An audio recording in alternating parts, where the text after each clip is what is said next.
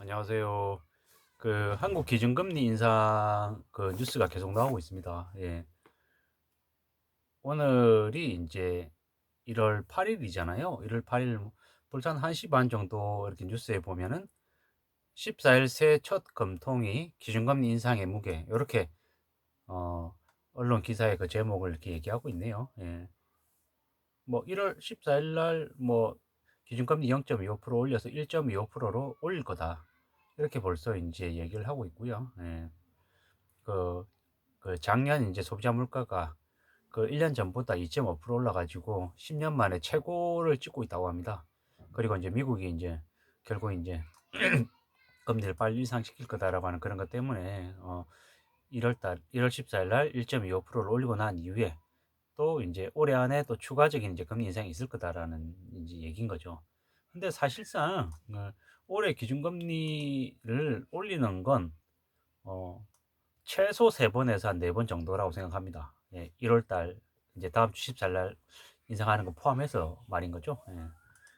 뭐, 여러 이제 언론 기사에서 이제 얘기 나오는 걸로 봤을 때는 2022년 올해가 되게 심상치 않을 거다라고 얘기하죠. 왜? 그건 다름 아닌 이제 미국이 이제 금리 인상을 시작하는 이제 첫 해이기 때문에 더욱더 아마 그로 인한 충격이 클 것이고요. 사람들이 이제 더 긴장하는 건 올해가 금리 인상 이제 고금리 이제 시대로 이제 접어드는 첫 해이기 때문인 거죠. 올해로 끝나는 게 아니라 2023년, 24년, 25년 그리고 그 이후도 계속해서 이제 지속될 수 있다라는 것 때문에 더욱 이제 공포를 느끼는 겁니다. 지금 현재 뭐 다주택, 다중채무자들 그러니까 3억, 5억 자신의 이제 소득 대비해서 무리한 대출을 내고 있는 사람들이 두려워하는 이유는 현재 내고 있는 이자뿐만이 아니라 앞으로 시간이 지나면 지날수록 기준금리가 올라감에 따라서 그네들이 이제 감당해야 될 시중금리가 더 커질 거다라는, 더 높아질 거다라는 그런 우려 때문인 거죠. 실제로 지금 현재 대출을 받은 사람들의 82점 몇 프로, 그러니까 뭐 사실상 100명 중에 83명이 변동금리 대출을 이제 받고 있다고 하죠. 그 말인즉슨 시중금리가 이제 시시각각에 이제 바뀔 텐데 그로 인한 영향을 바로 받는다라고 이제 보면 맞는 거죠. 그 때문인지 아닌지는 모르겠지만 그 원 달러 환율도 지금 벌써 1200원, 1201원을 이제 찍었는데요. 지난 6일 날. 그게 이제 1년 반 만에 이제 가장 높은 수치라고 얘기하는 거죠. 그러고 있는데 미국은 지난 12월 달에 이제 자기네 연준 회의했던 내용에서는 기준금리를 예상보다 더 빨리 올릴 수 있다라고 이제 언급을 했죠. 뭐, 미국도 이제 여러 가지 사항들이 이제 놓여져 있는 거죠. 이제 그네들도 어, 더 이제 미뤘다가는 이제 감당할 수 없을 만큼 이렇게 내쫓길 수 있기 때문에 최대한 이제 시간을 벌어 넣어야 되는 거죠. 그러면 이제 우리는 미국보다는 더 이제 간격을 벌려놔야지만이 한국도 이제 좀 버틸 수 있는 거죠. 이미 지금 뭐 연초에 물가 지금 오르고 있고 스타벅스 아메리카노 400원 오르고 뭐 햄버거 가격 오르고 뭐 그로 인한 이제 뭐 라면값 오르고 뭐 병통조림 가격 오르고 이제 다 오르는 거죠. 사실상 물가가 오르고 각종 이제 대출금리 오르고 이러면 우리의 삶은 더더욱 더 빡빡해진다라는 거죠. 이제 지금 현재 시점에서 금리를 두 번에서 세 차례 정도 올릴 거다라고 이렇게 2022년에 얘기를 하는데 두세 차례라고 하는 거는 뭐 좀 여건이 좀 괜찮으면은 두 번에서 끝내고 아니면 세 번까지 가겠다라는 건데 뭐 이러다가 이렇게 뭐 말 바꾸는 걸 뭐 금세니까요.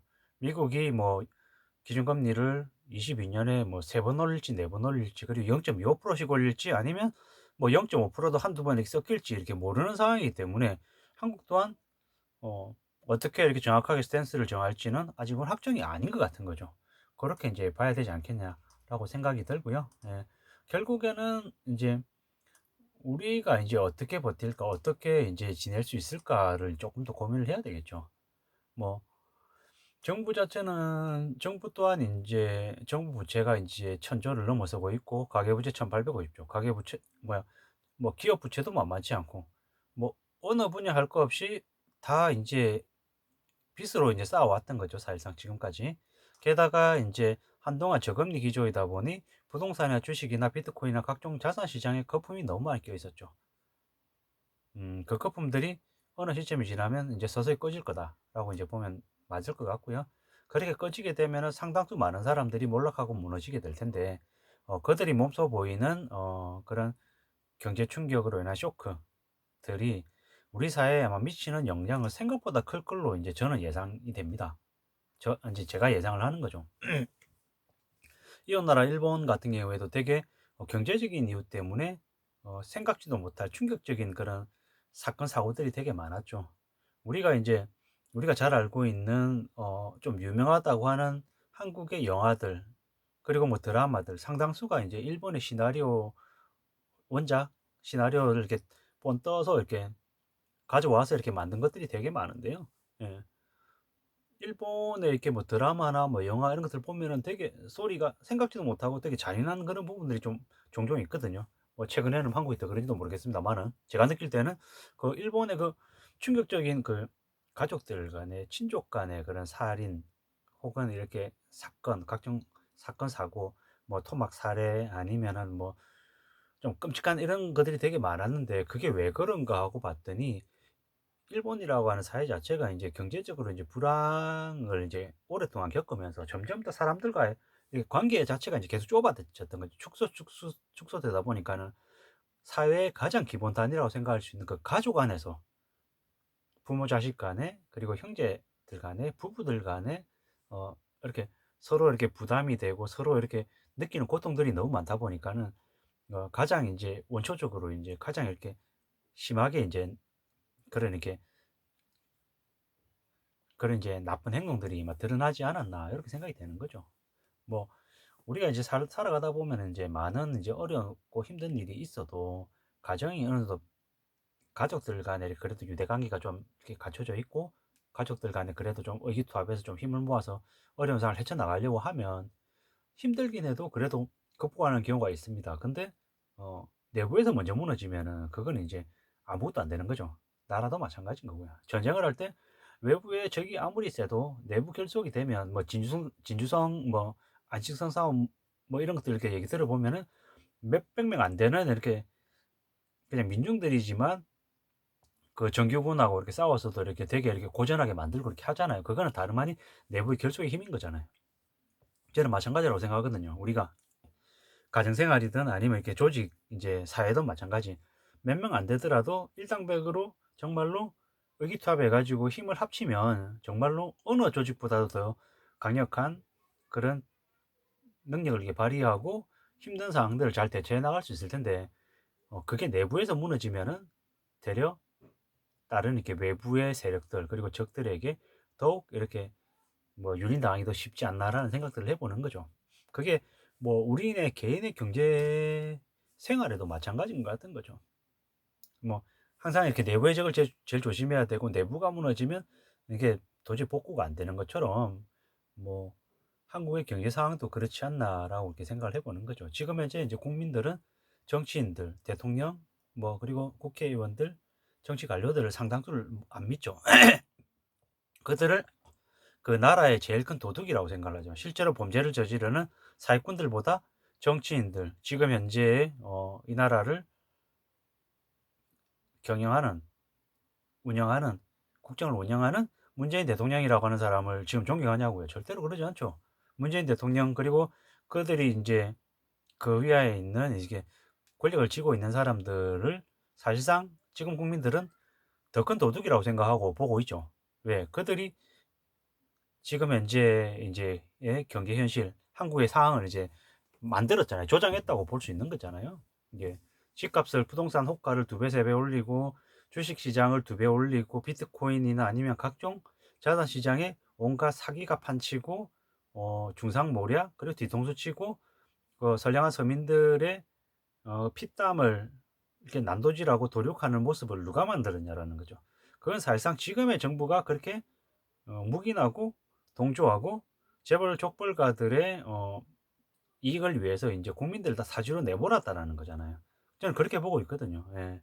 그래서 지금 현재 한국의 이제 앞으로의 이제 경제 상황이나 아니면 여러 가지 상황들이 되게 암울하다고 보는 이유는 뭐 외부적인 경제 상황도 경제 상황이지만은 한국 내부의 어 정치권에서 우리의 이제 삶을 우리의 인제 한국이라고 하는 나라 자체를 이렇게 운영하는 국정을 운영하는 사람들 중에 제대로 된 사람이 안 보인다라는 그런 것 때문에 희망을 못 가지고 기대를 못 가진다라는 게 하나가 있고, 또 하나는 저기 인제 경제계 쪽도 마찬가지인 거죠. 대기업 족벌과 그네들이 인제 일부 인제 재벌과 총수들이 인제 대기업들을 좌지우지하면서 한국의 경제를 너무 자기의 사적으로 이용하면서 정말로 이제 아래에 있는 이제 수많은 직원들의 이익을 이렇게 뜯어서 자기의 개인적인 배만 채우는 것 같은 그런 느낌이 들어서 실제로 그래서 인제 분노하고 암울하다고 생각하는 거죠. 뭐 기득권들, 나이 드신 분들이 어느 정도 갖췄고 어느 정도 이렇게 혜택을 받았으면은 그 젊은 청년들에게 자기가 가지고 있는 것들을 좀 내어줄 수 있는 그런 마음들도 있어야 되는데 그런 게 없고 더 욕심을 차리고 어 얼마 전에 인제 11월 달에 인제 11 월이었죠. 예. 그 한전의 하청 업체에 소속돼 있는 그 노동자 38세 인제 그분이 이제 전기 22,000 볼트의 전기에 감전사 당해서 죽었잖아요.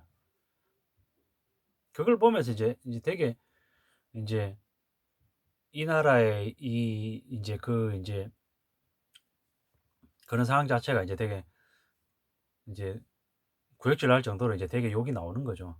한국전력에 인제서 이렇게 퇴직하고 나왔던 혹은 이렇게 현직에 종사하면서 되게 월급을 많이 받고 이렇게 사무실에 앉아서 이렇게 펜트만 굴리는 그런 몇몇 인제 기득권들, 인제 그들을 이 인제 그런 하청 그 노동자들의 그런 죽음을 이렇게 내모는 데에 직접적이지는 않겠지만 '간접적인 책임이 있지 않냐.'라고 생각하는 하는 거죠. 예. 뭐 효율이나 아니면 위험을 외주화 해서 이제 그런 인제 일들이 벌어지지 않았나라고 생각하는 거죠. 그거는 뭐 그 하청 업체의 노동자가 안전 불감증 혹은 이렇게 안전 수칙을 위반해서 발생한 그런 일이 아니라는 거죠. 구조적인 시스템적인 문제라고 저는 이제 보는 거죠.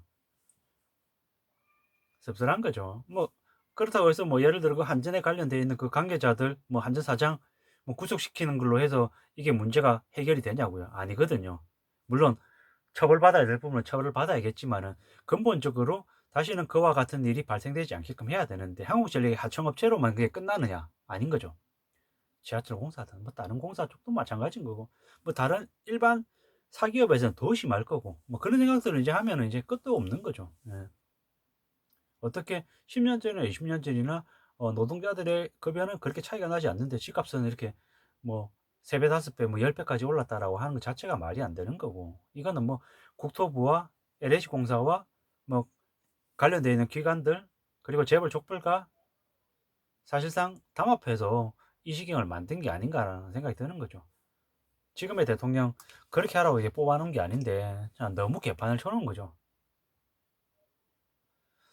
이러다 보니까는 인제 지나온 5 년이 되게 암담하고 암울한데 또 앞으로 또 다가올 또 5 년에 대해서도 또 기대가 하나도 안 되는 거죠.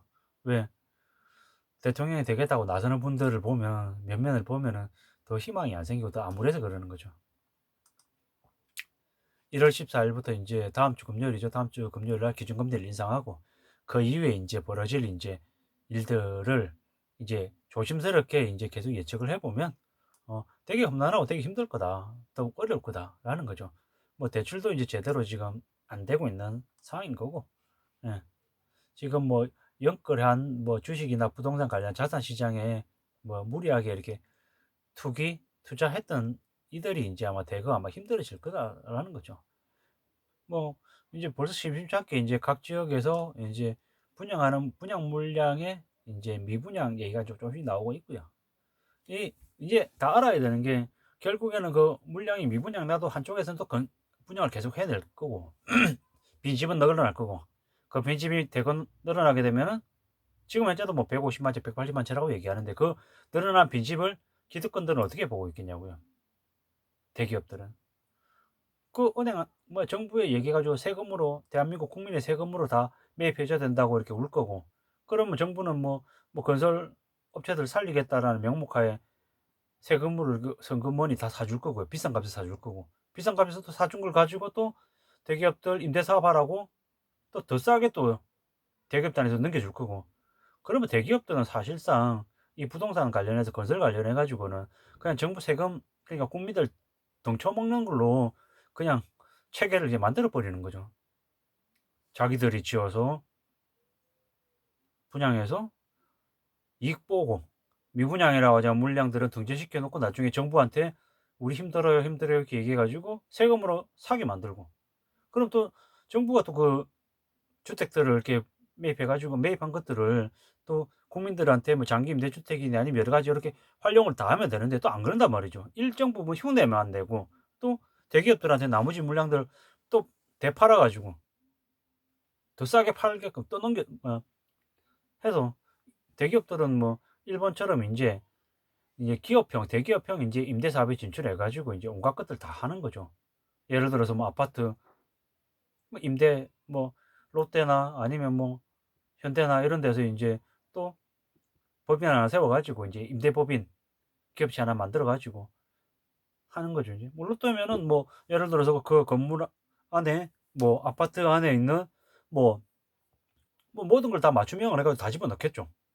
예를 들어서 뭐 TV 뭐 방 뭐야 TV 뭡니까?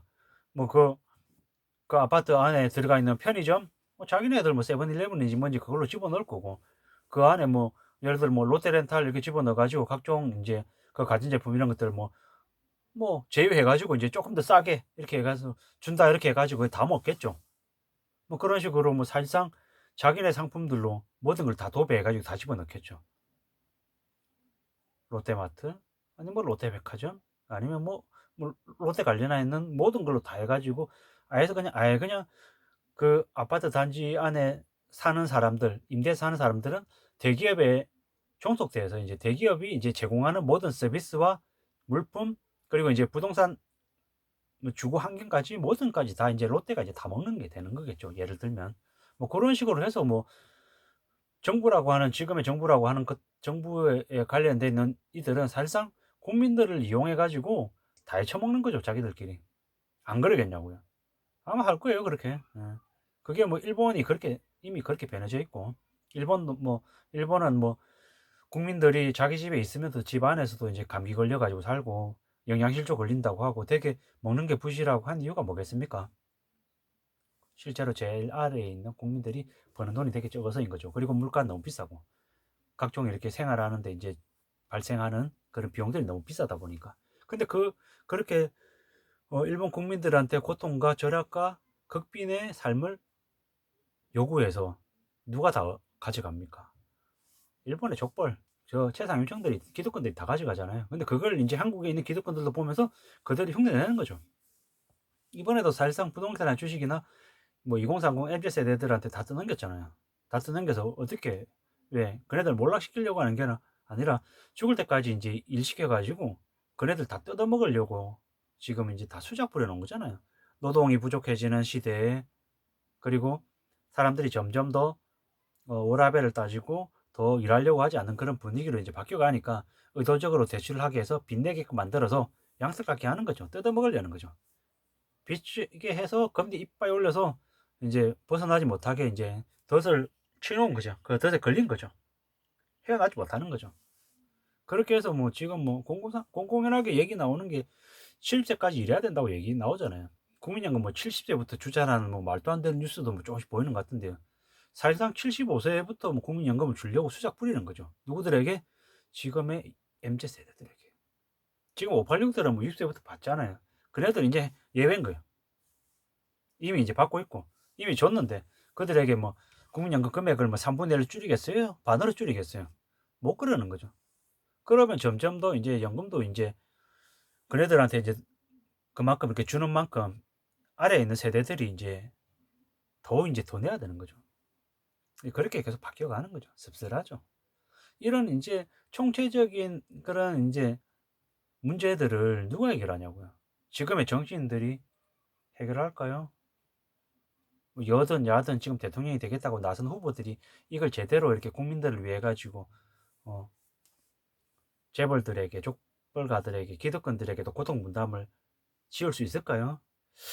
과연 가능할까 싶은 거죠. 그네들 쏙 빼놓고 지금 이제 힘없는 국민들에게만 고통감내 더 요구하겠죠. IMF 때 뭐 금모으기 하고 뭐 니네들이 엉청망청 대충 살아가지고 이렇게 IMF 왔다고 얘기한 것들을 고스란히 적용해 가지고 또 국민들에게 2030들에게 "니네들이 니네 손으로 부동산 사고 갭 투기하고 주식하고 비트코인 해 가지고 빚진 거잖아."라고 하면 손가락질하면서 엄청 혼내고 아마 억압하고 되게 갑질을 더 하지 않겠냐라는 거죠.